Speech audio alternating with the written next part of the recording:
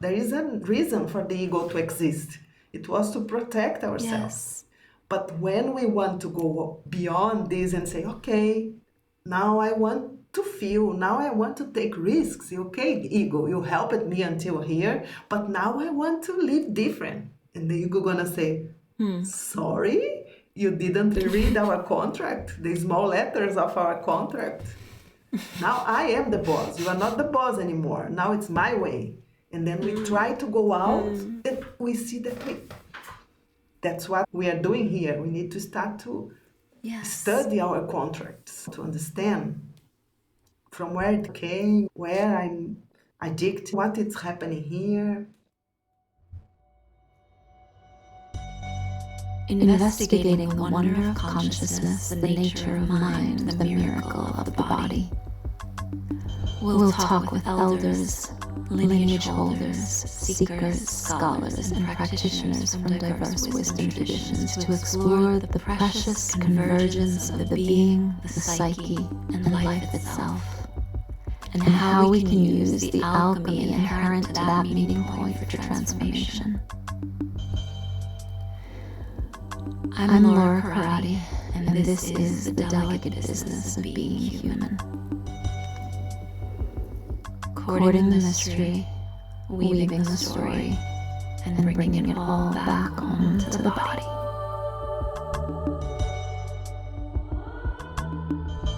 This week, Paramita Oliveira will return to continue on with the study that we initiated in the second episode on the anatomy of our inner world, of our structure, mostly the anatomy of our ego and our defense systems.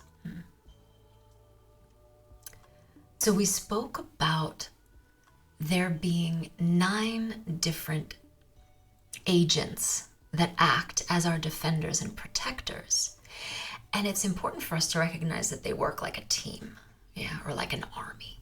So when confronted with the enemy, and the enemy is a feeling that feels too much to properly process and integrate, they rush up to the scene to push that feeling somewhere else and to keep whatever is outside from touching this deep core of our being. So these agents act individually, but they really act as a whole. So they manifest individually in different ways, but they are all at service of the team. So you can imagine a team, an army, whatever analogy works for you. Each of the different individuals that make up that team might have a different function, but their goal, their overarching objective is to keep the ball out of the net and to get the ball in the opposite team's net, or to win the battle, or whatever it might be. So they're unified in the purpose. And in the purpose, the team works together to send out the different individual agents that are best suited to the task. So the first agent, individual team member, that we're going to look at is gluttony. Gluttony sounds a little bit like a word we haven't used since the 1700s, but what it means is more than you need, right? So whenever we're gluttonous, it's like we're taking in extra. We're eating more than we need. We're speaking more than we need. We're having more sex than we need. And this thread of gluttony then moves into a deeper iteration, we could say, which is compulsion, which then, if it moves into a deeper iteration, becomes addiction. So we're seeing all of these 3 as stages of the same agent's work in the world.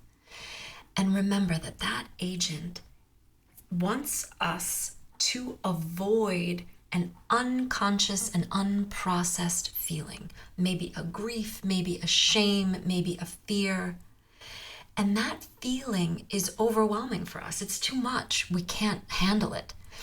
And often we're unaware of the feeling that's underneath. All we know is, let's go have some cookies about it. Or let's go watch another episode. Yeah, I've just watched an episode, but I can watch another. Or let's pick up the phone again. Or let's, and these things often aren't even let's, fill in the blank. They're totally unconscious. And part of the reason that we're doing this examination is to make this unconscious movement conscious, so that we can start to actually assess, is that feeling something that I need to move away from, or can I handle it now? And so when we do this work, we work with two different factors. One is this whole elaborate defense system that pushes away, and one is the truth of who I am and how I can feed that. So I'm dissecting these defenses to try to understand, what are they protecting me from? Do I need protection from that? Is it an effective method of protection? What is under there? What is the, and I'm using quotation marks with my hands if you're only listening, what is the trigger? We use this word a lot right now. A trigger means, to me at least, something that happened externally that reminded me of a feeling. It reminded me of a shame. It reminded me of a feeling of helplessness or impotence. It reminded me of a sorrow, a grief that I haven't yet integrated.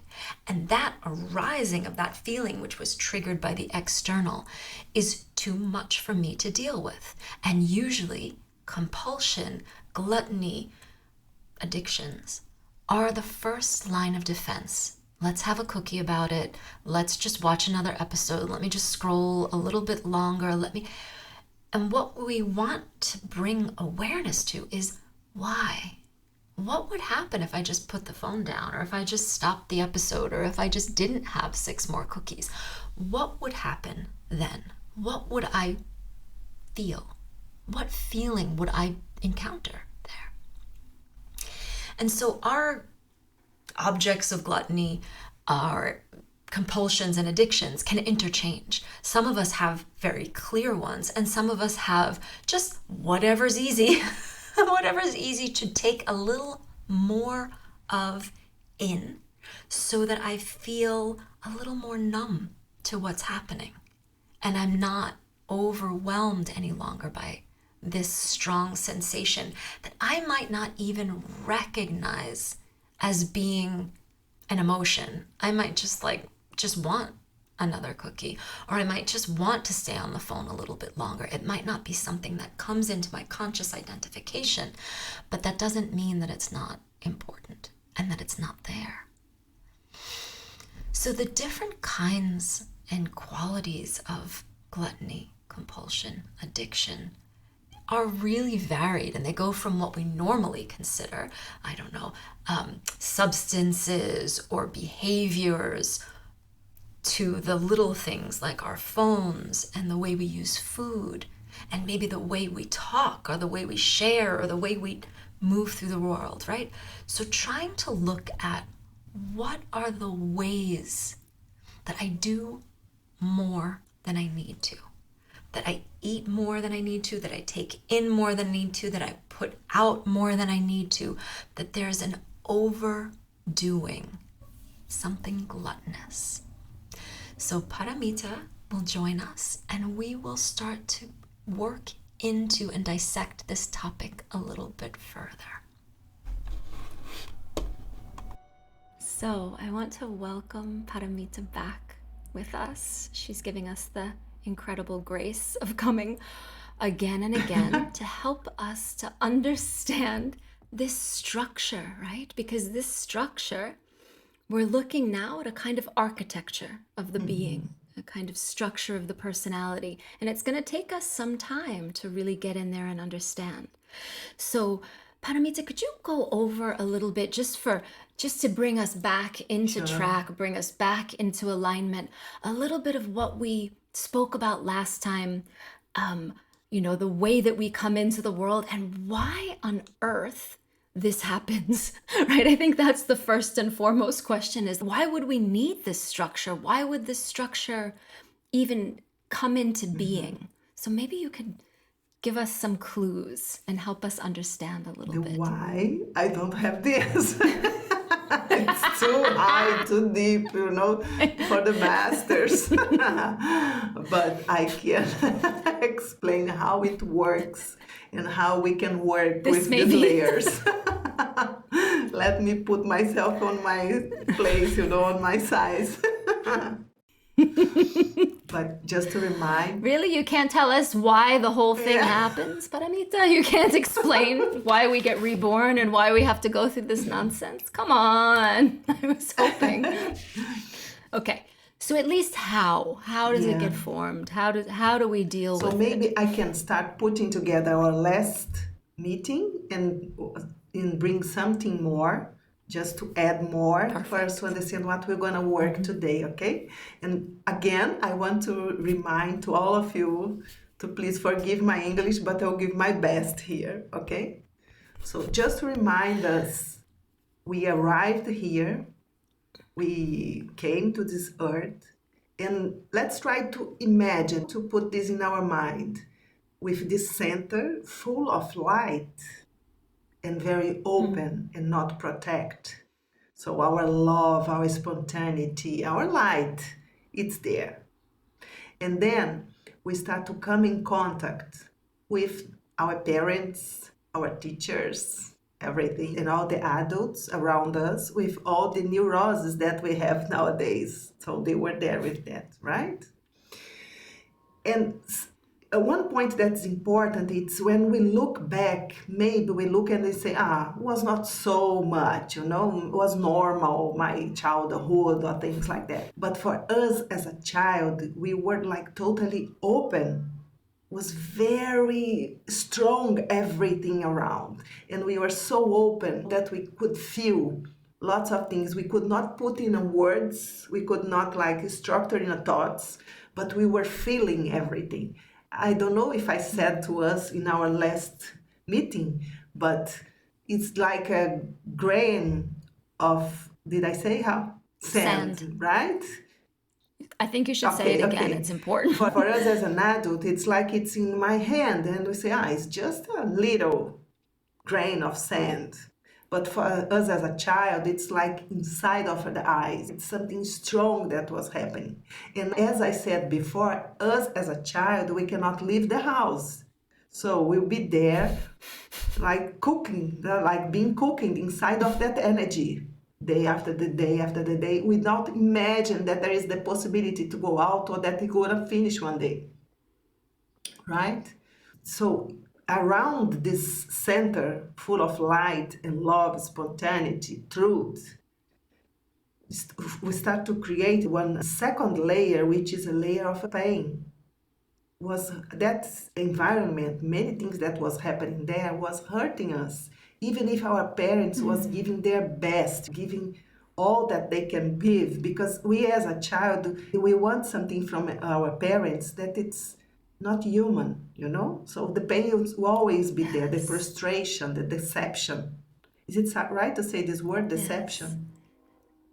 Yes, and I think it's so true, right? That the desire that we have for the love, for the connection, for it's not attainable. It doesn't matter how much the mother and the father loved us, even in the best insular, perfect environment.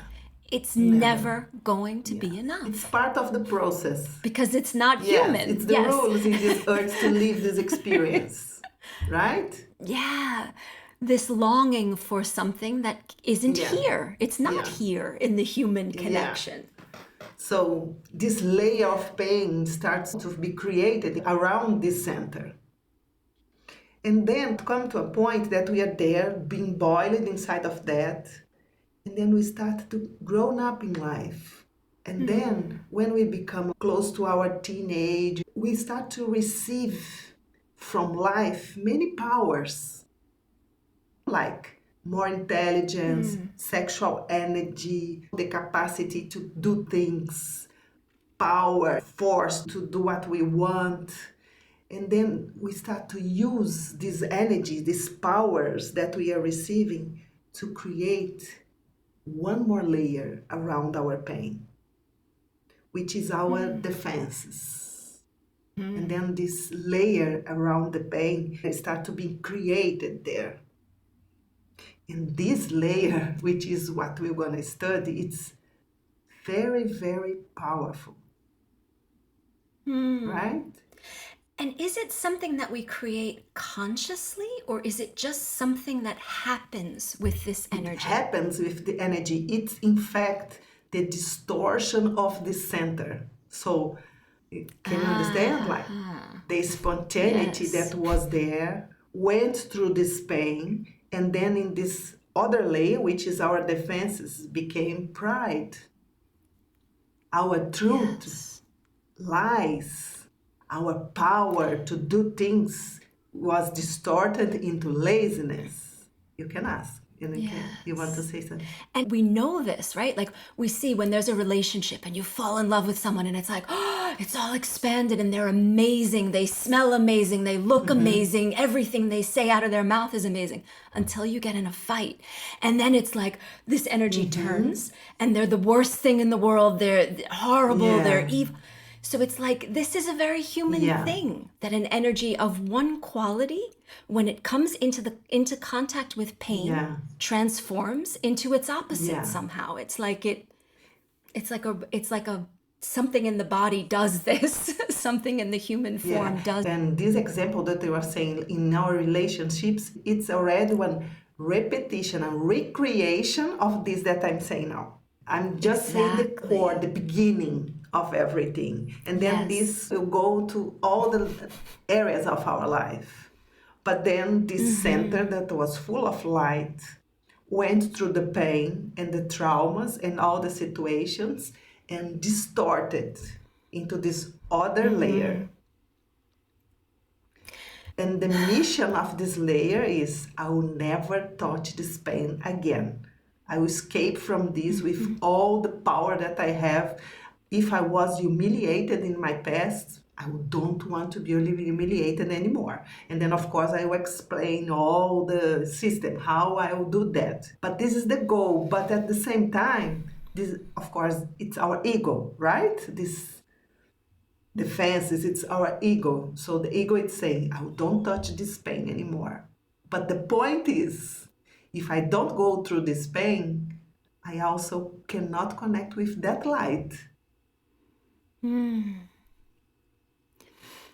So it's almost like when we speak about spiritual evolution or something like that, it's almost like a backward walking, right? Like through all of these defenses that we've created and erected back to our original essence, which is just joyful, connected, open, innocent, loving, all of this. It's the same energy, but opposite poles.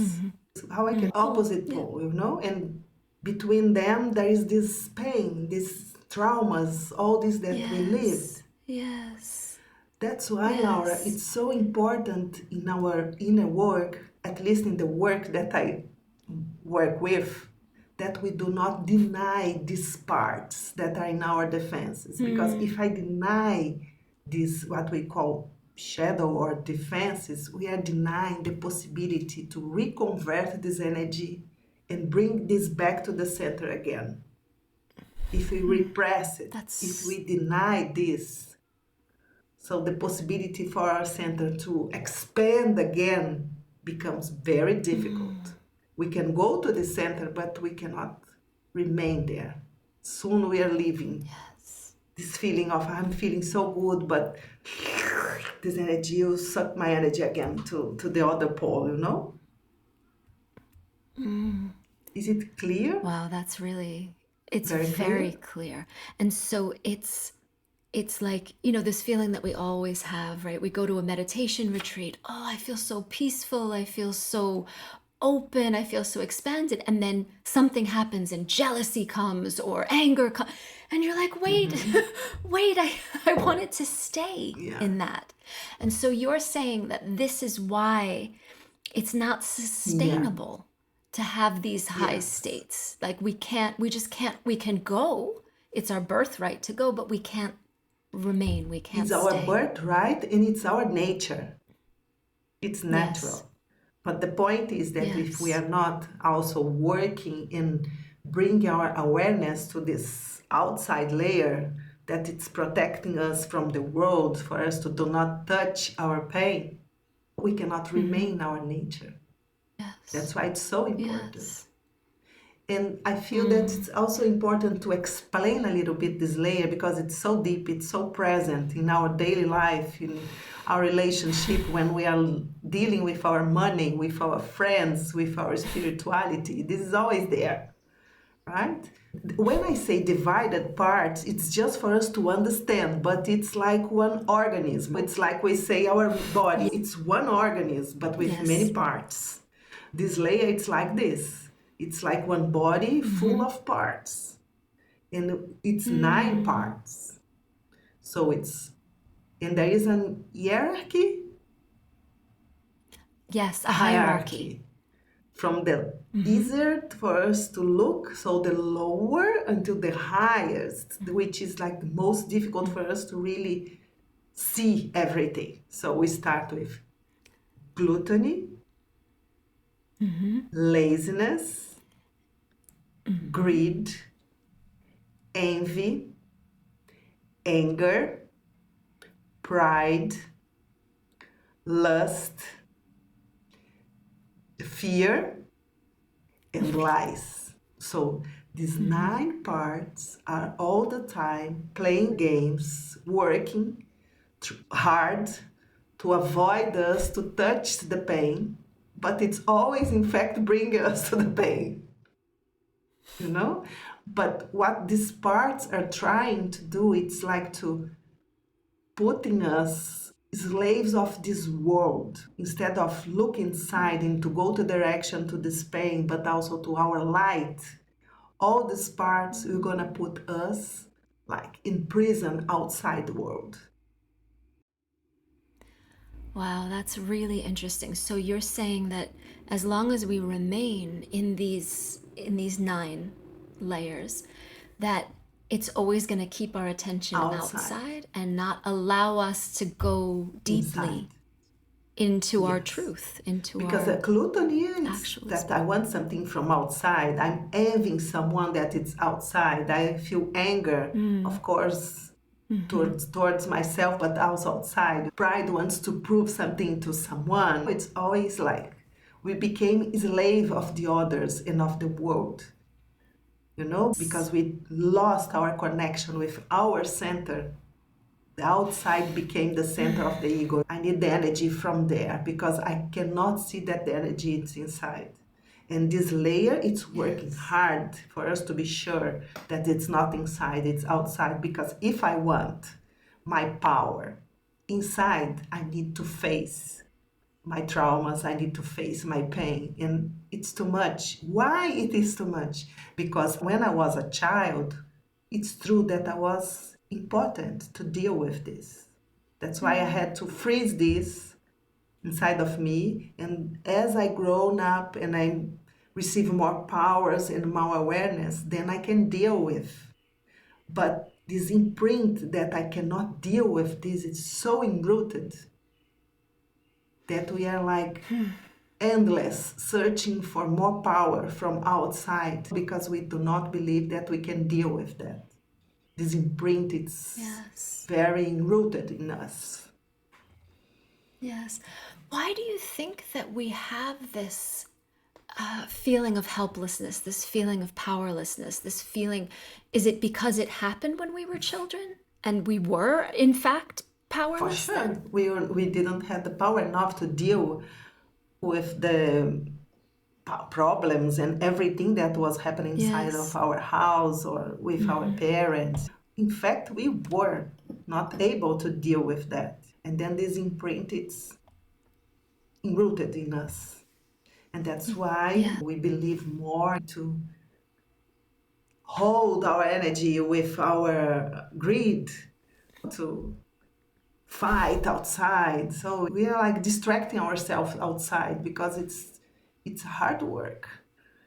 to look with all these parts that from this layer of our defenses and step by step reintegrated. It's not repressing this. It's not fighting against this. It's not accepting this that you're gonna happen. Of course, it's part of the process that we're gonna deny, that we're gonna fight, that we're gonna very sad and disappointed that we have this, until we start to deal with some parts with more awareness. And at some points, it's even like, wow, it's really cool to look at that. But until that point, we're gonna fight. Our pride hates, right? I remember when I first did a course with you, and you said that. You were like, the moment comes where you start to see these new things come up, and you're like, oh, wow, I hadn't seen that before. How interesting.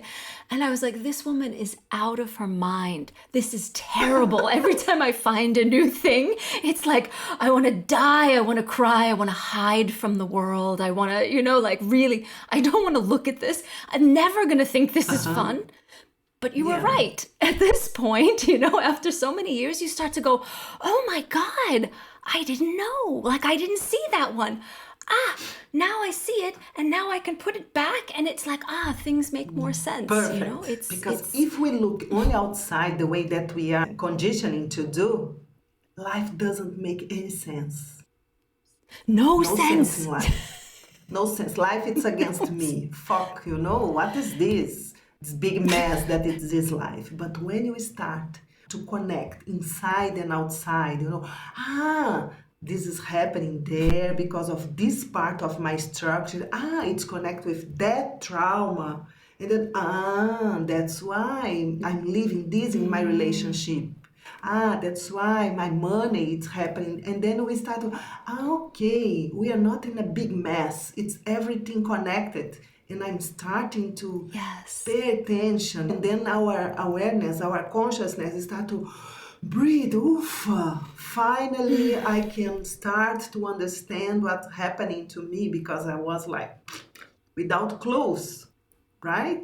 No instruction manual. Yeah. And then, when we are trying to deal with a computer and, oh my God, it's difficult. There is a problem with this computer. But when we start to study the instruction manual, that's why it's difficult, but it's like a big relief, finally. Yes.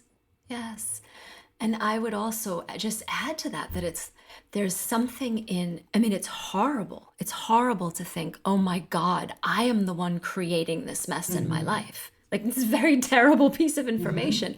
But once I start to see that, I'm like, okay, wait, if I'm making the mess, I could do something different. It's with me again, because I can remember for years and years of just feeling like life was just mean. It was unkind. It was just like, I can't believe this is happening again to me, at me, but when you see that you are the sun, that all of this orbits, it's like, it's mine. Perfect. That's why it's here. Yes. It's mine, right? Yeah. So how do we start to study this? How do we start to look at this structure? So my suggestion to anyone that are listening us here, first it's to look at the center a little bit and recognize all the lights that you have. I always suggest to start from the light, because it's the source of everything. Everything comes from the light, right? So Absolutely. I always, at least in my work, we need to look at that. I have this, I have that. I have this love, I have this knowledge, I have this depth, I have this sensibility. I don't know. We have many. Please, you want to say something? I just want to ask, because a lot of times, especially when you're in a moment that's very difficult, if there's depression, if there's anxiety, if there's these things, one of the big tricks, I would say, of this structure is it completely hides your light from you.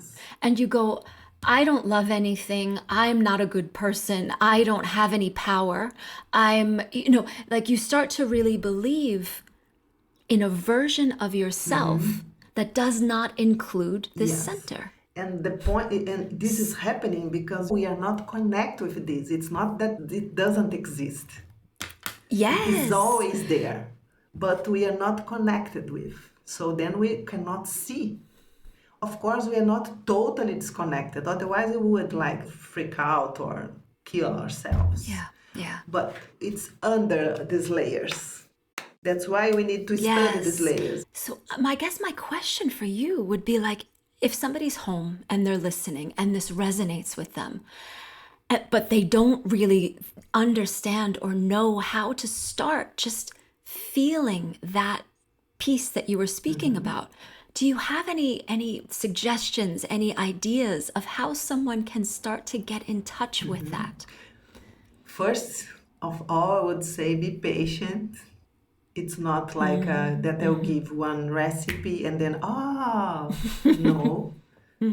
but just like breathe and study and go into these feelings that you are feeling, not being dragging from this, but just being in contact. And I need more time for this person to come in contact with this, but this is there for sure. For sure. And everything comes from there.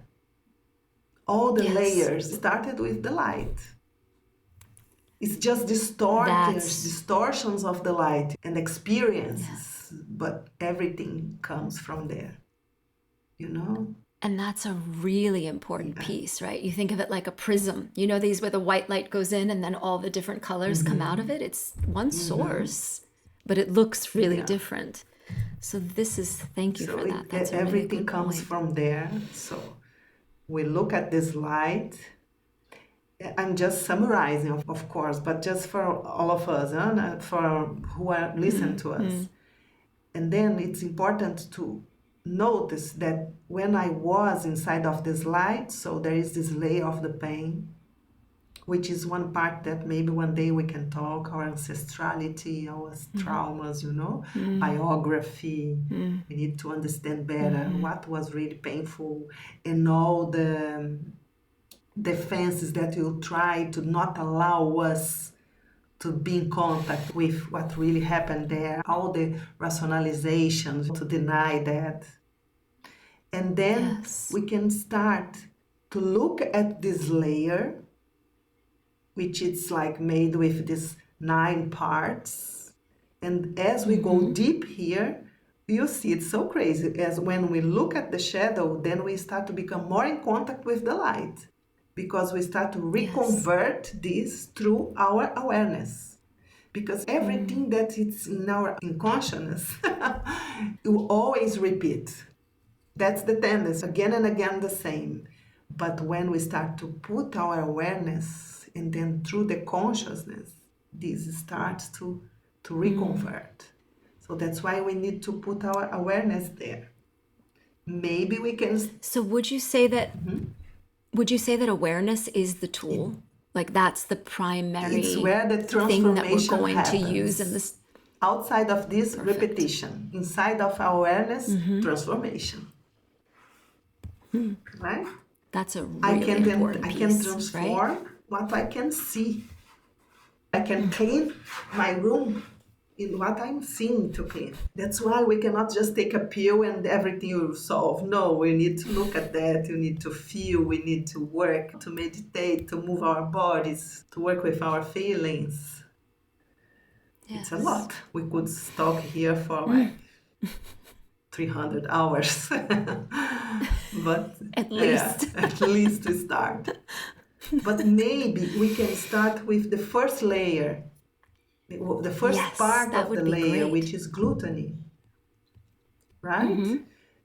Gluttony works like, it's like I'm with my inner child in my lap, and when the child starts to cry, do you remember that I don't want to feel this? Then I'll start to shake this child. I would try to give anything to distract the child from this cry and from this pain. Right? Yes. And because we are so afraid of this pain, of these traumas, And we are so connected with this sense that I'm not good enough to deal with that, or there's this impotence inside of us that we're going to start to try to escape from the pain and search from the pleasure outside. And then we become addicted to this. It becomes our conditioning. I'm searching for the pleasure outside. I'm not against the pleasures outside. There are many things in this beautiful world for us to enjoy. But the point is when we become addicted, when we become dependent, and then there is some problem there. Would you say that the kind of borderline is like a compulsion? Because sometimes we don't think we're addicted to a thing, but there's like, like I just pick up my phone and I'm just looking at like, I wouldn't say, oh, I'm addicted to my phone, but there's like a, But the truth is that we are. Oh my God, it's crazy. The primordial addiction right now. It is the biggest addiction, but so it's like when I'm noticing compulsion, would you say that that's there, like with eating or with watching Netflix or with phone or alcohol, drugs, pornography, masturbation, doing things without stopping. This is my main addiction. I cannot stop. All the time I want to do something. And there are many things that can become addiction. It's an anesthesia, But of course, can you imagine, for example, I have my teeth here, inflammation. Is it right, like this in English? Yes. And instead of to go after a treatment, every day I put on anesthesia here. Every day, one more. And at the end of the day also. And this morning out, at some point, I'm going to have a big problem. Do you agree? Yes. That's what we are doing absolutely. with gluttony. We cannot stop. We are totally addicted. And if you look, we are, how I can say, handcuffed. Handcuffed? And when, algema. Handcuffed. Yes, we are with this. Or shackled. Yes, Shackled, to we our could say. cell phone or whatever. It's mine or yours or who are listening to us, addiction. We cannot live without this. And then it's like, we cannot move. And it's so interesting to look because I'm talking about one part, but they work very good together. They're very good. They support each other. This is a group that it's together. They don't compete between them. They are always there.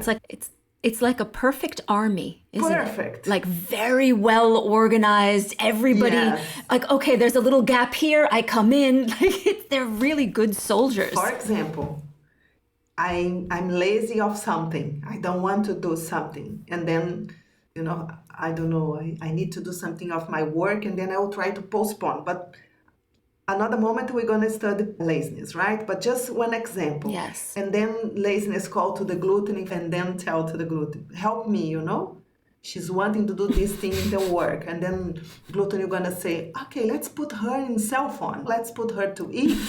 Let's put a Netflix and one more game and to do something else. So, okay. And then, but maybe she's aware. No problem. Call to the lie. Lie. Come here. Let's give one excuse to her to keep herself not doing what she needs to do and to be there in her addiction. And let's give one good excuse and then let's keep her there. Why? Because I don't want to be in touch with my pain. Because if I do what I want to do, but I'm lazy because I'm afraid to face, there is a risk for me to come in contact with this pain. So let's put me in the gluttony with a good excuse that came from lie, because fear doesn't want to deal with this. Can see? They are very good. It's a very sophisticated, mechanism. Yeah. And if you go deep in your addiction or any one of these that we study, but today we're talking about these addictions, this compulsion, our gluttony, which is anesthesia, it's like telling. An anesthetic. I'm just going to, so saying it's an Please anesthetic. teach Yep. me English because I'm here. Like my pride doesn't want me to take this risk, but I said to my pride, fuck you, I go, you know? It makes me so Yeah, happy. so please help me. It makes me, and it's such a good Yes. example. No, of course, of course. And when I'm doing this, it's talking about my pain. Maybe I can give Yes. one example. Please give 5 I have examples. 2 good examples that maybe can help all of us to understand better. I just remind here now one beautiful girl that was doing sessions with me, and her mother was not taking care at all of her. Young mother, like, I don't want to take care, you know? No rules, no food, no time. And she was very lost in her childhood. And her father was the opposite, very strict, and that's why they could not be together, the mother and the father. Right. Very early, the father said, I don't want this mess, left her, and she said, I don't want so many rules. And they leave each other, and she was in the middle of both, not knowing what to do. And of course, our gluttony, it's always trying to numb things that we swallow, that we could not digest as a child. So we had to keep this inside of us, waiting for a moment to deal with that because it was too much for us. Can you imagine for a child, 5 years old, 4 years old, with this mother, you know, like bringing her to a parties and put her to sleeping in some part of the parties. It was too much for her. Like the mother was making sex close to her, things like that. So always we are trying to deal with these things that we swallow and we could not deal with, right? And then was interesting to look at her gluttony, to look at her compulsions, which was food. So she had the father and the mother in the way that she was dealing with food.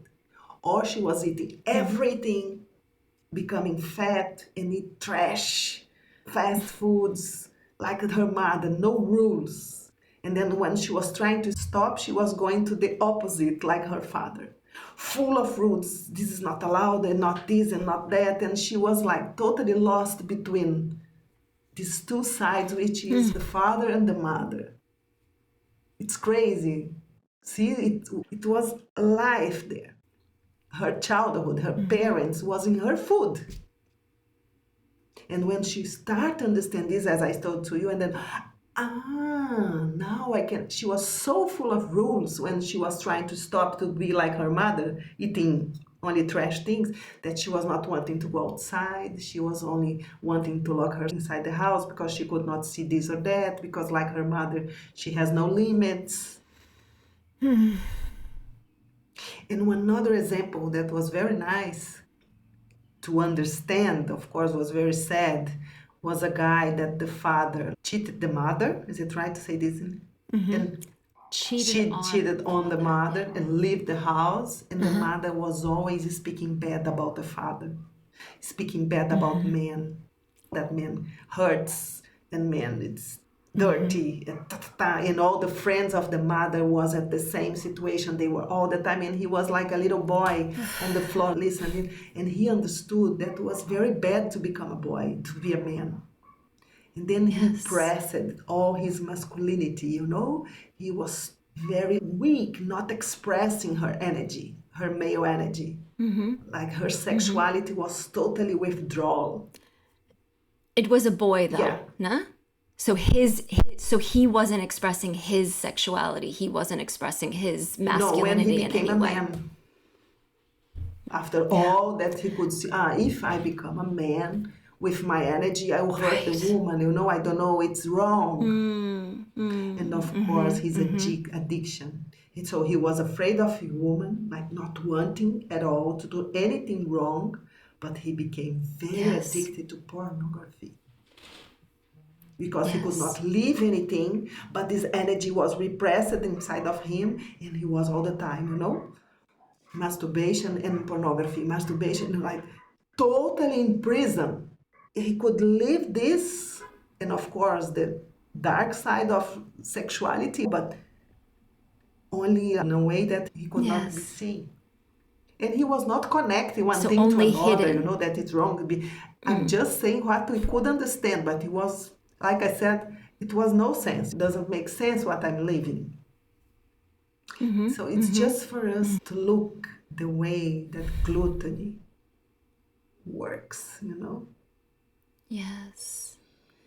And so the mechanism is one of whatever was not possible for me to digest and caused me discomfort, pain, whatever. I'm gonna take something in that's gonna numb me out. It's gonna be an anesthetic. Is that Yes. correct? It's like this. Because I cannot deal with this, I need to numb because it's too much. And the point is I need to numb, and at some point I become addicted. And then I cannot live easily anymore. Because the truth is that this forces was there to protect ourselves. There is a reason for the ego to exist. It was to protect ourselves.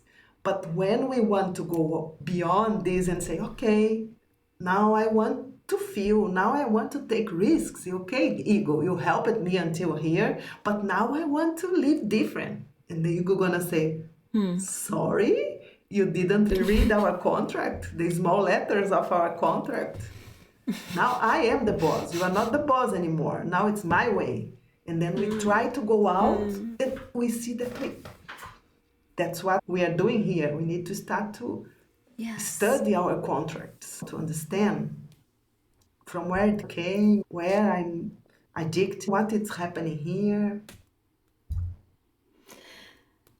And I think that's a really crucial point that we don't understand, or at least I didn't understand it in the beginning, that it's a contract I made because it's my energy, right? So it's my energy that just converted in a way to kind of keep the focus out, away from the pain. And now I'm in this bind, and it's very difficult for me to let go. It's very difficult for me to just go, because we often think that, and it's a thing that I come across with clients all the time, that they're like, okay, I saw it, I understood. But how I go beyond this? Yes. You know, like, okay, that should be enough, right? Like I saw, okay, that's because when I was a child. But there's this vital force behind it, right? Like there's vital force holding you there. It's very important to remember that we came to this life to our evolution, you know? We came here to do this. It's not like, okay, solve this quick because I want to go to the cinema and be happy with my girlfriend. Of course, this is great. But it's our work. We came here for this. We know in the material world that for me to have something, I need to work and make money and save money. And then, but in spirituality, in self-knowledge, I want to read this book, do this workshop, and then, you know, I want to solve this. And it's not like that. Yes. We are waking our awareness, you know, it's a work.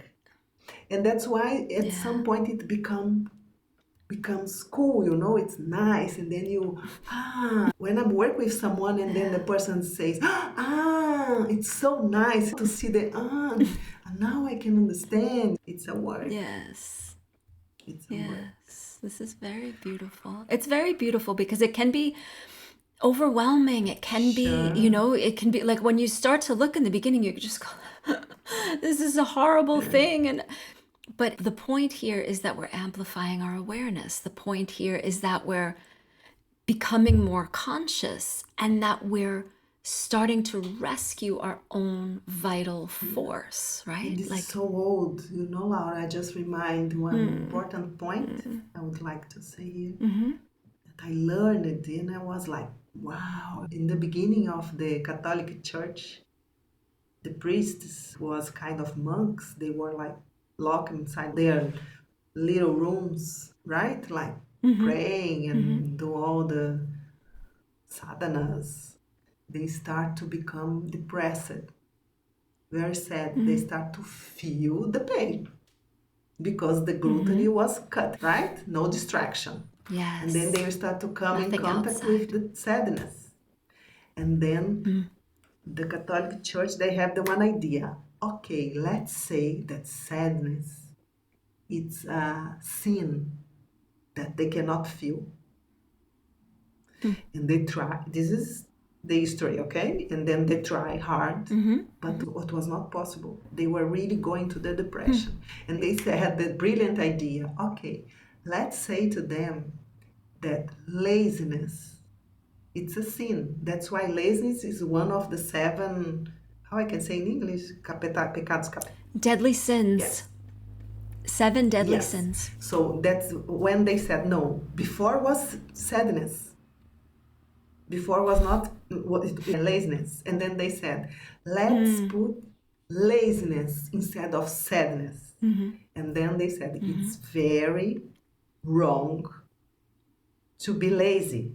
And then gluttony became very strong. Okay, let's put them very busy. Very busy, very busy, very busy. They cannot stop, so they're gonna be distracted, and then you don't become in contact with their pain. And was at the time of the, how can I say in English, Revolução Industrial. The industrial Yes, so let's revolution. put everyone to work hard like crazy, and we are until today like, you know, with gluttony that we cannot, with Yes. all this addiction that don't stop, to not come in contact with our feelings. This is old. This is wild. enrooted, you know. It's Yes. we are dealing with Yes. something very old. Yeah. Something Yeah. ancient and very Yeah. human. And this is an interesting idea, right? That we come here to deal with this. We get these bodies so that we can figure out how to deal with this. Because else it's just punishing, you know, and it's just arbitrary and it doesn't feel like it makes much sense. Fascinating. It's all really, really fascinating. Is there any last thing? Because I know you have a time limit. Yes. But is there any last there thing? is. So we're going to have another, we're going to have another session. We're going to continue to dive in here. But is there any way that you'd like to leave us? Maybe I with have one suggestion just for all of us to look at our daily life and see which are our addictions. Don't try to fight with this, don't try to make up this, but you know, the same way that lies help gluttony to keep in power, the truth can help us to look at this. Because it's only with the light from the center that we can deal with these layers.